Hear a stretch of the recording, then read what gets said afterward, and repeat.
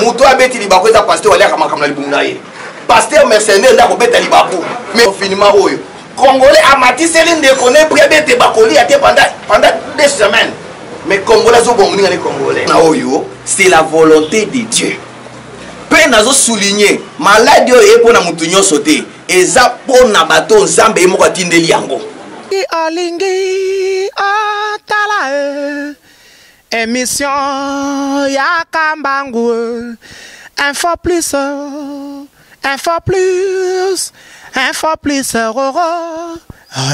aïe aïe aïe na cliquer na koti YouTube na tala info plus pona mona bansango ya miziki ya culture pea makambonya César kao info plus tala pe mona info plus.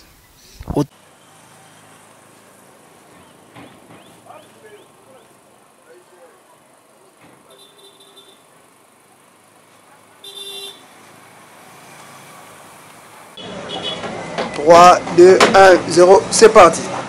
Bonjour et bienvenue dans votre émission Évangile en œuvre. Évangile en œuvre, qui est une émission qui est conçue pour recevoir les différents serviteurs de Dieu qui viennent pour intervenir par rapport aux différents thèmes que nous mettons à la disposition de vous qui êtes nos abonnés. Alors aujourd'hui, je suis dans la joie de recevoir pour vous quelqu'un de grande valeur, d'une grande renommée, donc à la personne de l'apôtre Hubert Kibukila Akilumali. Je signale bel et bien qu'il est le représentant légal de l'église, la communauté de l'armée du Dieu vivant sur la terre, CA Emmanuel. Donc c'est avec lui que nous allons passer ces bonnes minutes que nous offre la direction du programme de notre chaîne. Si vous allez avoir de belles images, dites grand merci aux héros dans l'ombre qui me tiennent compagnie cet avant-midi. Derrière la caméra, c'est bel et bien Mustapha Malélé et il est assisté par mon frère Eli Santou. Donc c'est avec cette équipe technique que nous allons passer des bons moments. Alors nous vous demandons juste votre attention à cette émission. Donc déjà je m'en vais saluer l'invité qui est dans le bonjour papa. Bonjour papa Dieu, merci. Voilà, alors merci déjà pour merci d'avoir accepté à notre invitation et merci de nous avoir accueillis dans votre église. Donc je crois que Azaïe mon côté, Ndemba Lubaka Mkonzi Malamu, Akina jamais Bakumba, il est mon connaissant. Nous sommes ils sont là pour accompagner Papa Nabiso Hubert et puis Baza membre effectif dans la église armée du Dieu vivant sur la terre. Alors très chers internautes, aujourd'hui nous allons aborder un thème très important pour l'édification Yabana Nzambe Nyonso. Notre thème que nous avons choisi aujourd'hui est la position des enfants de Dieu en ces temps de la fin, ou bien la position du peuple de Dieu en ces temps de fin.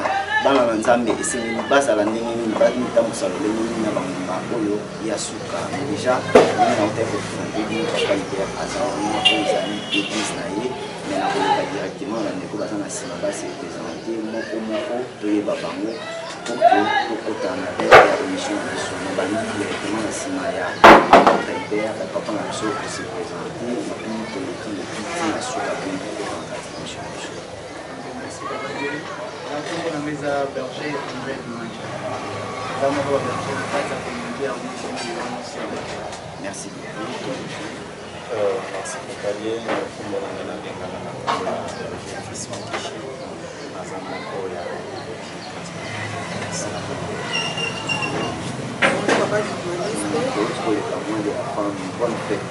merci papa, merci. Là, maman du cliché. Awa musali nzambe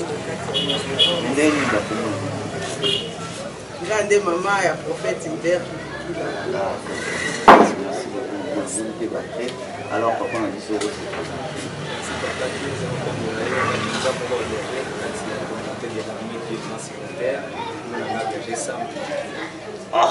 donc je me retrouve devant la famille Kibukila. Voilà, en tout cas, on a une Kitoko. Maman, on a un ciment. Merci, papa.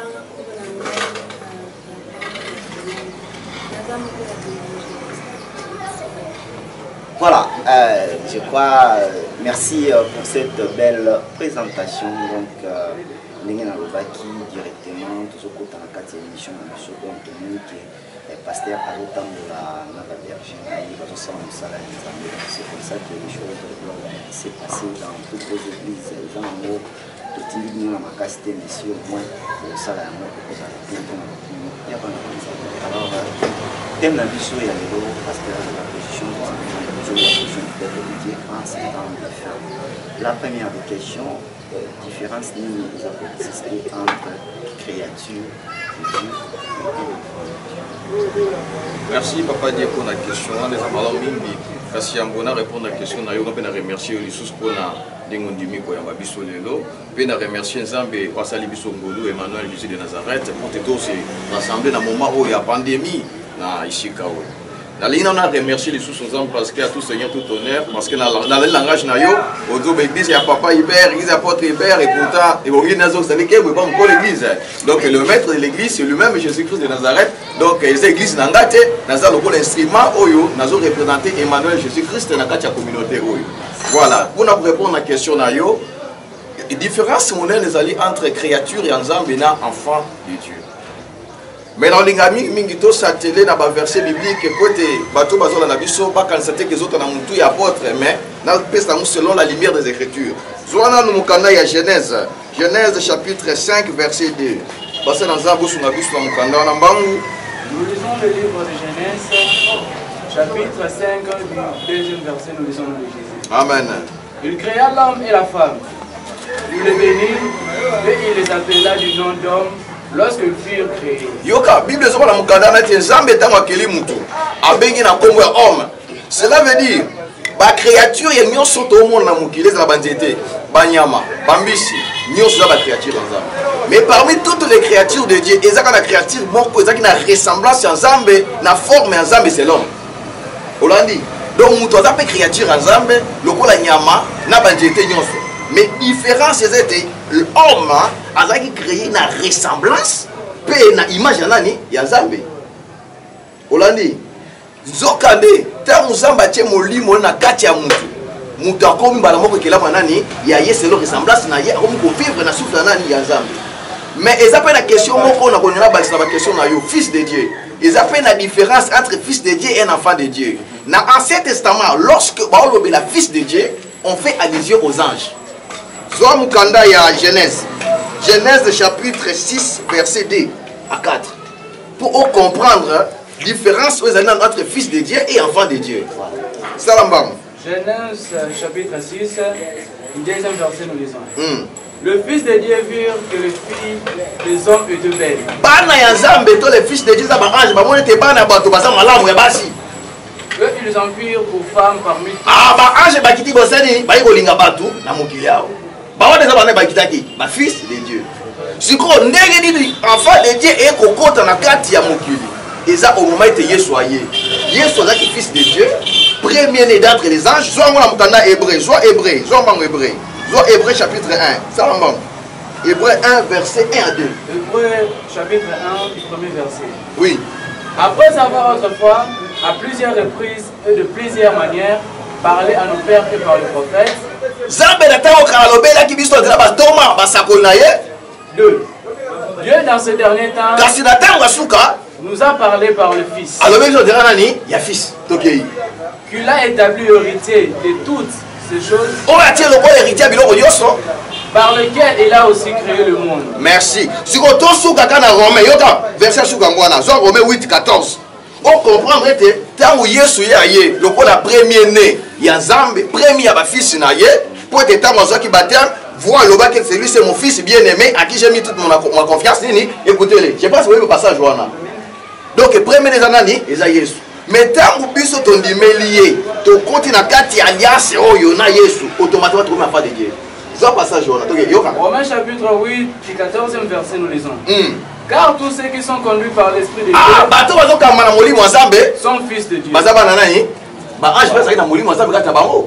Amen. Les fils de Dieu sont les anges. 15. Et vous n'avez point reçu un esprit de servitude pour être encore dans la crainte. Mais vous avez reçu un esprit d'adoption. Ah, toi aussi, mon livre adoption. Ok. Par lequel nous crions Abba Père. Merci. Ok. 16. L'Esprit lui-même rend témoignage à notre esprit que nous sommes enfants de Dieu. Ah, si on entend mon livre, mon sang, tu vois, Nani. Donc, fils de Dieu, ils ont un ange. Premier né d'être le fils de Dieu, c'est Jésus. On a héritier, puis prince Agnos. Qu'on dit mêlé, on dit mêlé. Biso peut tomber banani, banayazam. Vous avez la différence, Johanna. Donc, nous sommes tous les gens qui ont des créatures. Bani bomo la bandeke. Bambis, ils ont des créatures. Mais mon tout différent, c'était à créature n'a ressemblance à Nani. On l'a dit. Voilà. Mais pour comme enfant de Dieu, bon, il voyait sur la vie, Katinayo. Merci beaucoup, merci pour cette belle réponse, apôtre Kibuki la namoni vraiment moni mwanza de la Katina parce que même ton a échangé na attitude donc nous sommes là pour nous il y a pas dans ensemble. Alors deuxième question, je crois pas dans ensemble déjà réponse en mot, je vais dire à Zanani alors deuxième question, vous allez quand est-ce que si on a déjà une explication, même deuxième question, tout ça déjà la réponse. Toi, avec un moi, on a dit alors quoi il déjà. Il est sous quatre mois. Il n'est pas au bien moment.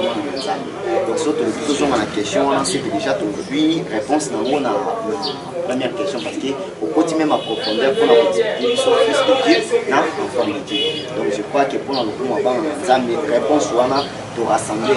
Déjà mais n'a pas accélérer au moko parce que question cette fois-ci ça a été le légni mutako maman na Zambie. Cela veut dire on ne naît pas enfant de Dieu mais on devient enfant de Dieu. Voilà. To kotamba na Zambie té. Mais to koma kata to nimela ni Yesu Masia. Supposons mon kanda ya Jean chapitre 1 verset 12 à 13 pour comprendre son nuance ça wana. Le légni mutu obotami kelamu mais okomi mwana. Voilà. Jean chapitre 1er. Verset 12 à 13. 12e verset nous lisons de Jésus. Mais à tous ceux qui l'ont reçu, à ceux qui croient en son nom, elle a donné le pouvoir de devenir enfant de Dieu.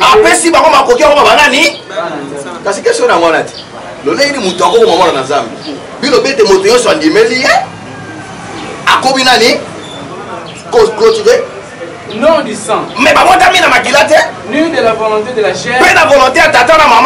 Ni de la volonté d'homme. Ah, mais de Dieu. Merci. Okay. En tout cas, allez-y comprendre que c'est un apôtre. Et puis, par réponse à votre salut, ils ont verset biblique maïté. Il peut aux Hollandais, aux en la Bible, ceux qui ont monté au bien dans le numéro, mais je crois que tous les Hollandais, Bible. Alors, troisième question, apôtre, qui a droit? Papa, question Oyo. Merci pour la question Oyo. Parce que le miracle, comme le loco moko boya tindika. Donc quand les miracles sont automatiques, sont dans la Katinayo. Je la mukanda ya Marc chapitre 16. Marc chapitre 16. Verset 17. Marc chapitre 16. Verset 17. Verset 17. Nous lisons au nom de Jésus. Amen. Voici les miracles qui accompagneront ceux qui ont crié à mon nom. Ils chasseront le démon. Ils parleront de nouvelles langues. 18. Ils saisiront des serpents. S'ils boivent quelques bevrages mortels, ils ne leur feront point de mal. Ils imposeront le main aux malades. Eux, les malades seront guéris. Merci, réponse non. Il suffit qu'un ce miracle est automatique. Merci beaucoup. En tout cas, je sais très bien que vous allez réagir par rapport à cette émission. Ouais, pour réagir, c'est vraiment à éviter parce que ma tête est le mouton. Alors, ça va répondre car on va verser biblique. Mais c'est l'apôtre. Alors, quatrième question. Bilan de l'évangile dans RDC. Est-ce une flatterie ou pour le salut des gens? Parce que tout le monde a l'évangile dans RDC, ça va pour nous tirer bataille ici, tout matériel, la justice, il y a tout à l'entour parce qu'il va chercher premièrement la justice et le royaume de Dieu, mais aujourd'hui c'est le contraire des choses. Tu vas comme dire que la pour les gens mal le comme matabis et des choses, et puis ils sont ici important pour nous tirer alors là l'évangile. Merci papa pour la question. Parce que actuellement, Ebele va comment on a pasteur, va comédien, va aventurier, va ni partout. Mais là au moins on a signalé peuple de Dieu. Et ça d'âge va que tu mouya kamo kwa finisa ba gagnon, on d'âge na. Mais bon il ko Ebele comment encore. Ceux qui tosi mokanda ya Matthieu 13. Je passe ta mokanda na sala ba on so mokanda ya Matthieu 13. Matthieu 13 24.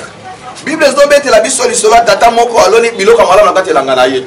Na butu ya la ibe kolone eloko mabe. Si mami kol bambume boti as disciple to basali baye mo konti mais ta bi kolona ki amabe bimi bo anini mokonzi abete ezande ennemi asala ki yango botika ekola au moment que ekoma pete to lia muma to kabola mabe to tia na moto ya malamu to kotia na kati ya grenier na biso de même bisika nyonso nzambe a implantaka bao ya yete ya beta ya boya ye même okena ba musicien chrétien ya nzambe baza satan pe baza oyeba ba pasteur ya nzambe baza ya satan pe baza. Ok, na ba acteur, ya zambe baza, ya satan baza, partout baza. Mais pour le baza, me changer de langage, ya kotia kabatuyo sur la carte ya zungu moko. Au Solanda, parce que Dieu est le même. Zamba bon wanakate. Ce n'est pas une nouvelle chose. Et ça le m'a depuis kala. Diable ya copié kaka on zamba sale ko sala pirate nango. Ya zambe baza, satan baza. Mais pour la ba oyo, si on a une réponse à la question papa journaliste, avec évangile comme une flatterie. Et zamba mercenaire, donc on a tout changé hein. Que faux pasteur, moi on a son arabe dans ma toinanga. Na ba faux pasteur mais mercenaire dans l'œuvre de Dieu. Donc il y a pour na nini libumunaye. Aye pour intérêt ensemble été. O aye pour libumunaye. Il faut que donateur moko église dans ndumba. Tous en bon na ninga mabe abik. So na fongole les bible bakambo yo. A qui église dans sungo moté. Automatiquement pasteur a dit abombi mabe kota sa mundi. Ndio kane au moment il a vu misi libumunaye. Zamba salini a rejeté. De même, le loyo mose na zambo ko lingete zambe a gagné âme wana mais au sacrifier libumuna yo bisa mutu vérité. Ndelo gozo bo église ya Kongo ngwana. Ebele balinde ko flatter bandimi. Po tebi ke te simane soutien ezali. Ya monta nous raisonner la question papa journaliste na mituni et logo tina ba pasteur ba koma ko flatter bandimi za parce que bazangi misala. Exact ndeko mo tunanga bi apôtre. Est-ce que vraiment bongi pe pasteur apé sa dîme? Parce que la Bible ba levi ba no pe sa dîme te. Na bi oza na raison.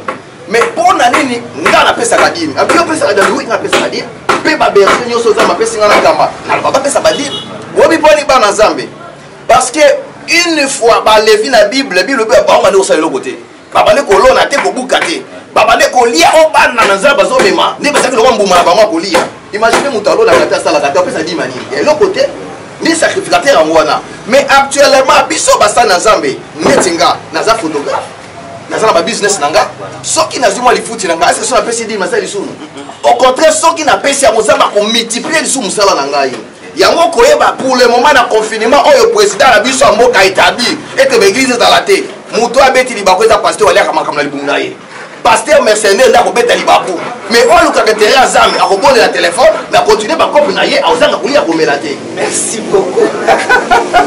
Ngala pesa kadi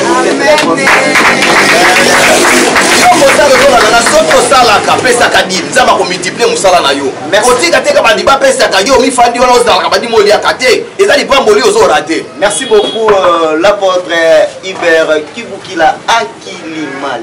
Vraiment aujourd'hui ça va barder avec de telles interventions. En tout cas moi je confirme que même mon émission est déjà bénie.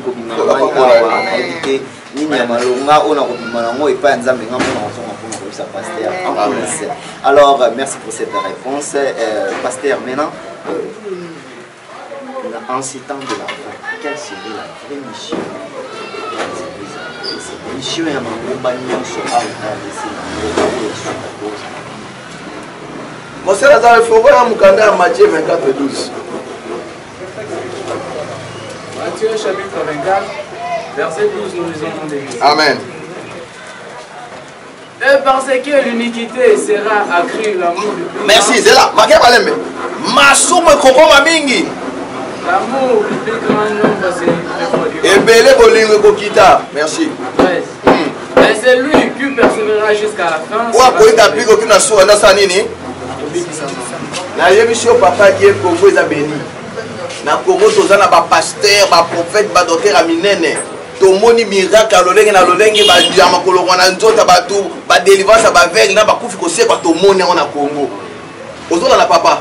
tomoni makambo nyonso wana. Le Congo est richement béni na minerai na nyonso. Pe Congo nazo bango lokola Moussa Nazab, nous avons un vrai Dieu dans ces pays. Amen. Mais papa Dieu, jour moko nazo landa sai comédie na biso. Alors bien on paye ça $500 na muta ko interpréter nga maloba oyo. Abengi film mobile. Fisto ça c'est abandi. Yesu tanga kufaki. Wana moi nazo interpréter quand Jésus était bon. Et combien quand la place mobile fisto sai ya beti ba mobile. Abi nani na bosisimbi ya kondo Maria. Moi moi c'est akotiza makoko interpréter te. Yo la fisto sai c'est alobi. Okozala nyonso. Menga na diembelo ka kote wana ya bosisimbi ya kondo Maria. Wana okozala yote. Moi moi c'est $500. Cela veut dire quoi? Congo tozala biso béni na nyonso. Mais esika diable a diembeli biso, ezala bolingo. Amen. Esika Satan kangi biso vraiment peuple congolais, ezala bolingo. Bolingo des até entre biso na biso. Dans la période de confinement oyo, Congolais amati seline de connaît priébé bakoli até pendant 2 semaines. Mais Congolais zo bon ngani Congolais. Et loko zo kanga biso peuple congolais bitema les amabé. Pe eloko zo zang sabiso mapamboli ya Zambie zo tinete ba minele ba nyoko la biso to lingani te biso na biso. Vrai message actuellement Moussa na Zambie zo la ngati ya ba na Zambie bolingo. Papa zo amukanda 1 Jean chapitre 4 verset 20. Salamao. Na appuyer justement que message mususu c'est date côté à miracle te. Ba veille ko mona te, ma bala te voyage te, to te ba na Zambie de bolingo. 1 Jean chapitre 4 verset 20. 1 Jean chapitre 4, verset 20, nous lisons le Jésus. Si quelqu'un dit, j'aime Dieu, et qu'il haït son frère, merci. C'est un menteur. Car c'est lui qui n'aime pas son frère, qu'il voit. Comment peux-tu aimer Dieu qu'il ne voit pas? On a dit papa Dieu, message actuellement, Isabana Nzambe, ba cultiver amour. Okay. Merci beaucoup. Le premier message pour ce temps de la fin, c'est résumé en amour. Donc, tout ça de la volume, auto-multiplier, volume, tout le monde a beaucoup de là. Alors, papa Hubert, vraiment, on a évité, en tant que Congolais, actuellement, nous sommes emballés par le coronavirus. C'est un fléau qui touche le monde dans toute son entièreté. Alors, pour toi, ma réponse à me poser, coronavirus, est-ce que les une maladie diabolique ou carrément c'est une réponse par rapport à Yamassoum qui par exemple? Papa Dieu, Bible bete loko sale magati na mokila mala motema beso ki nzambe yi moko commandite ngote. Et là na kolobango clairement. Au moins so mutole sangisa lekili bumu obela. So ozana pota na lokolo et créer fièvre dans d'autres vrai ou faux. Mais ils ont une maladie, monsieur, créé avec une main noire derrière. Créé na diable.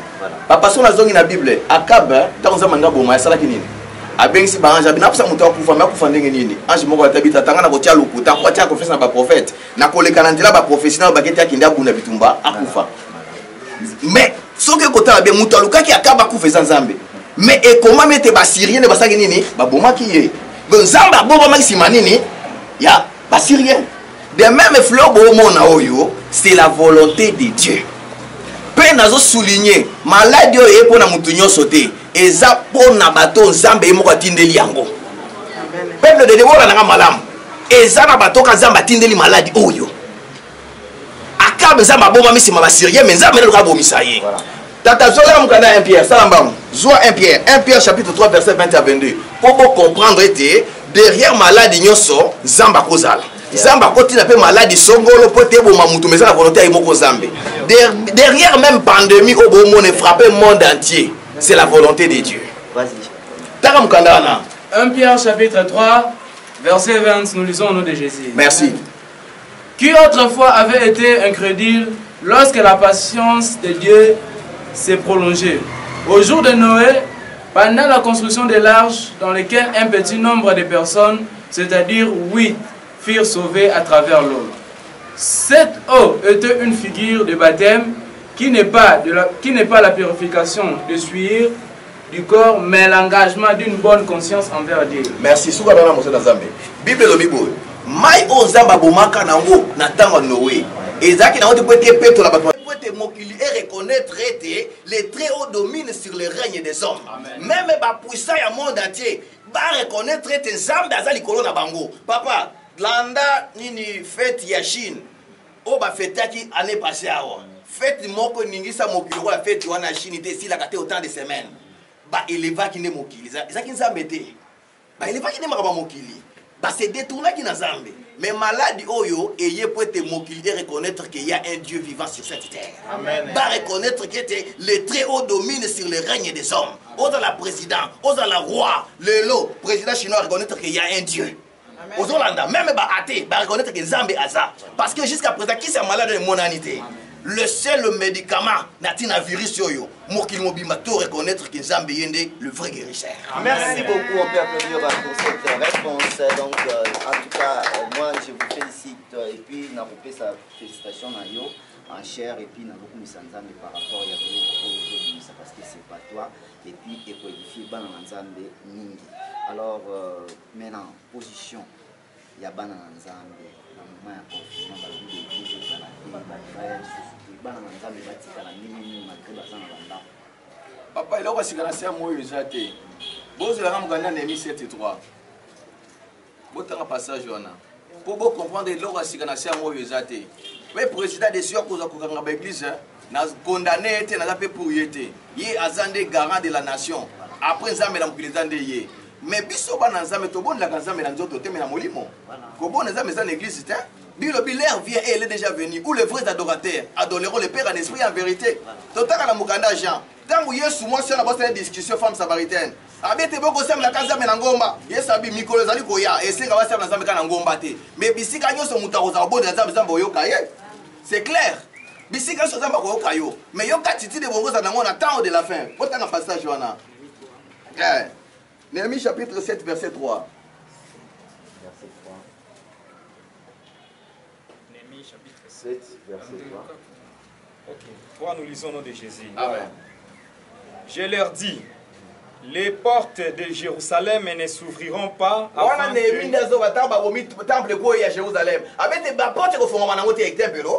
avant que la chaleur du soleil soit venue et l'on fermera les battants au verrou en votre présence. Les habitants de Jérusalem feront la garde, chacun à son poste devant sa maison. Au moment que bakangi l'église, moko na moko asa la garde à son poste devant sa maison. Cela veut dire ça la garde na yo batela molimo na yo. Mi batela yo moko intimité yo na Nzambe me wapi na ndaku na yo.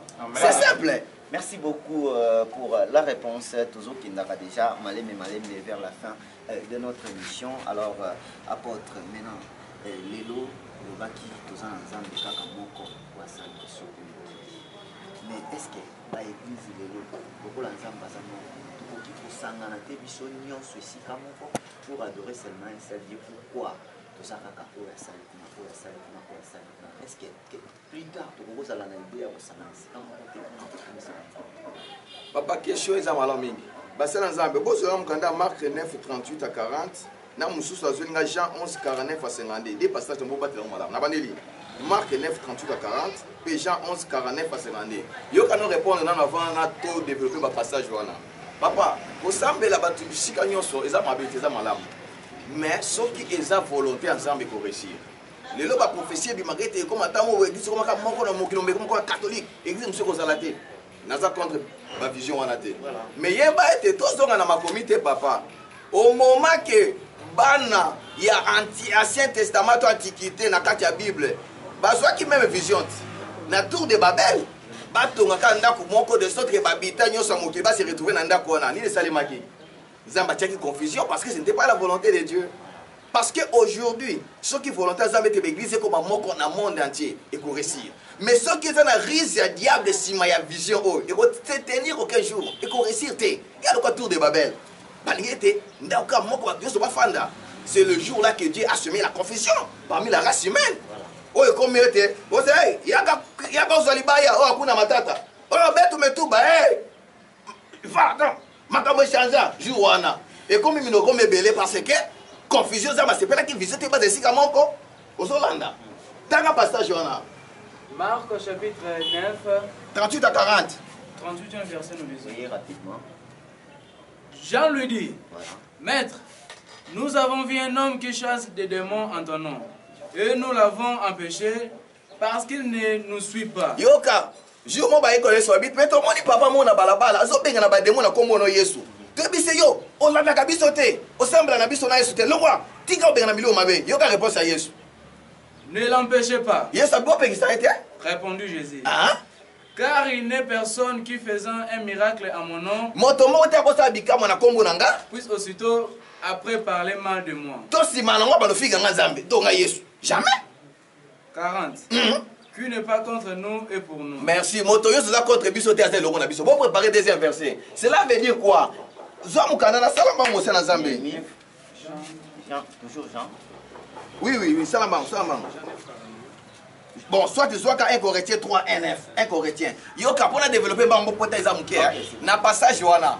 Bible lo bibo. Moko be tenga na lingi na Paul. Moko na lingi na Apollos. Yo ka so réponse à Paul. Maintenant ni bo se discuter o na lingi Paul, nga lingi Apollos. Abete me ngai na lonit. Apollos c'est sopi mai, mais muto ko c'est ça nan. Et ça Nzambe. De même église accord du Christ. Moko so construire le boko yes, mususu lokolo, mususu mutu, mususu mato. Mais biso yo tozo former ni corps du Christ. Voilà. Vous allez à 15 plutôt. Vous avez passage. Vous allez à répondre à la question à papa journaliste. Matthieu 24, 3. Matthieu 24, chapitre 3. Il s'assit sur la montagne des Oliviers et les disciples vinrent en particulier lui faire cette question. Dis-nous, quand cela arrivera-t-il? Et quel sera le signe de ton avènement et de la fin du monde? Jésus leur répondit. Prenez garde que personne ne vous séduise. Car plusieurs viendront sous mon nom, disant, c'est moi qui suis le Christ. Et ils séduiront beaucoup de gens. Merci.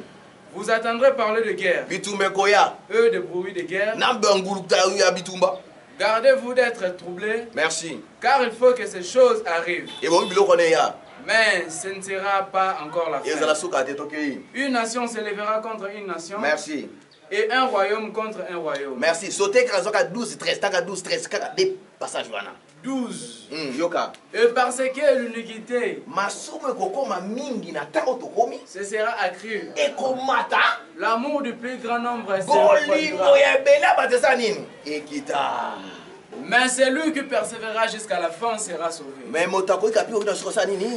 voilà combien? 13. Ozolanda. Mabe komata. Bon clôturer na Hébreu 12, 14. Masume kozala mingi le wana tanto komi. Bolingo ya ebela bateko kita. Mais Bible lobi. Oya koika piko kino na soko na sanini. Ya message ya tango ezaka bolingo te biso. Repentance sincère. Hébreu chapitre 12, verset 14.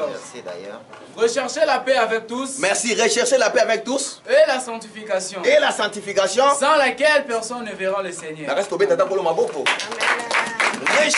la paix avec tous. Et la sanctification, sans laquelle personne ne verra l'Éternel.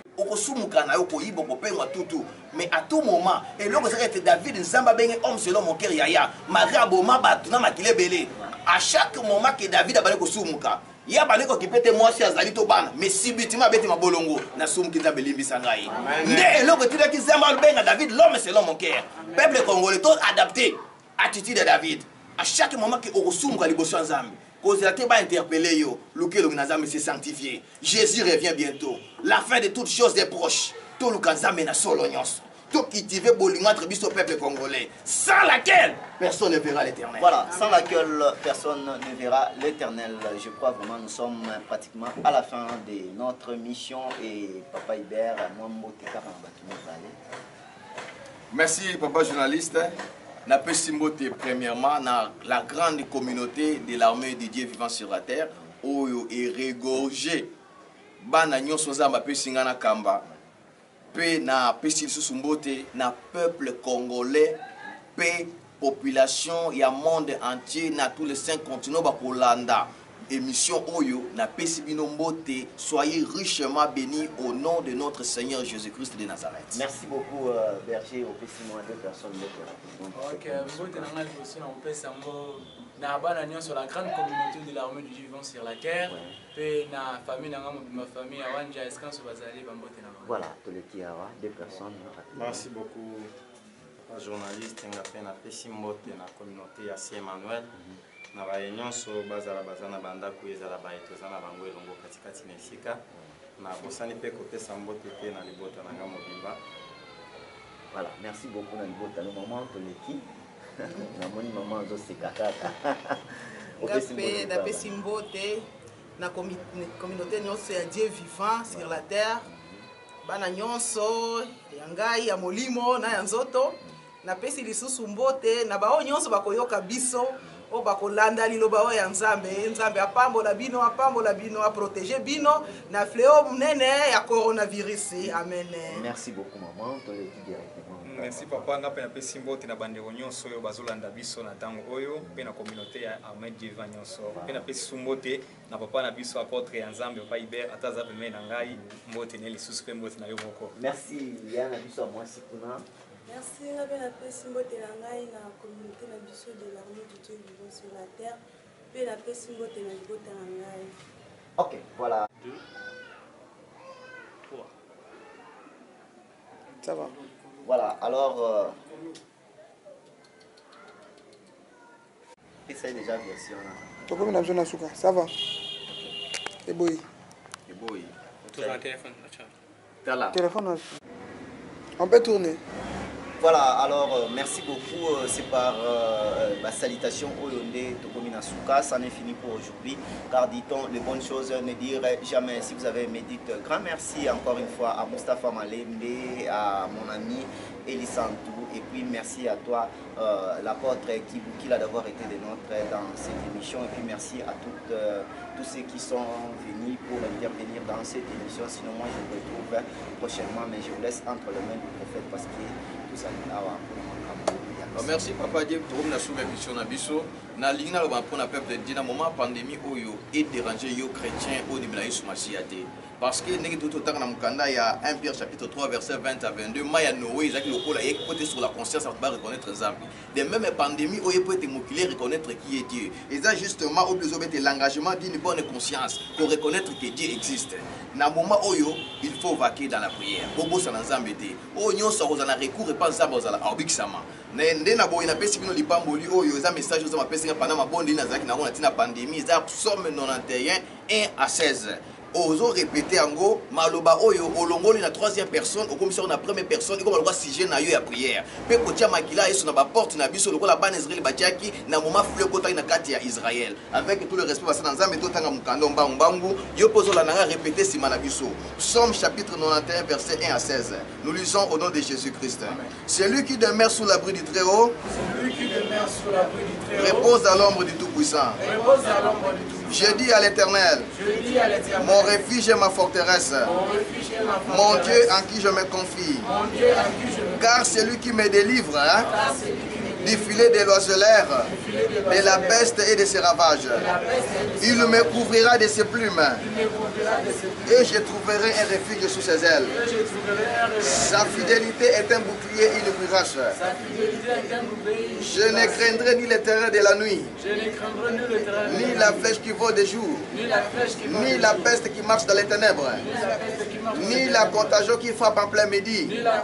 Que 1000 tombent à mon côté et 10 000 à ma droite, je ne serai pas atteint. De mes yeux seulement, je regarderai et je verrai la rétribution des méchants. Car tu es mon refuge éternel. Tu fais du Très-Haut ta retraite. Aucun malheur ne m'arrivera. Aucun flot n'approchera de ma maison. Car tu ordonneras à tes anges de me garder dans toutes mes voies. Ils me porteront sur les mains, de peur que mon pied ne heurte contre une pierre. Je marcherai sur les lions et sur la spique. Je foulerai les lionceaux et les dragons. Puisque je t'aime, tu me délivreras, tu me protégeras. Puisque je connais ton nom, je t'invoquerai et tu me répondras. Tu seras avec moi dans la détresse. Tu me délivreras. Émission Yakambangu. Info plus, info plus, info plus, roro. Aïe, aïe, aïe, aïe, aïe. Na cliquer, na koti YouTube, na tala info plus, roro. Pona mona, bansango, ya miziki, ya culture pea, ma cambonyan César kao, info plus, tala pe mona, info plus.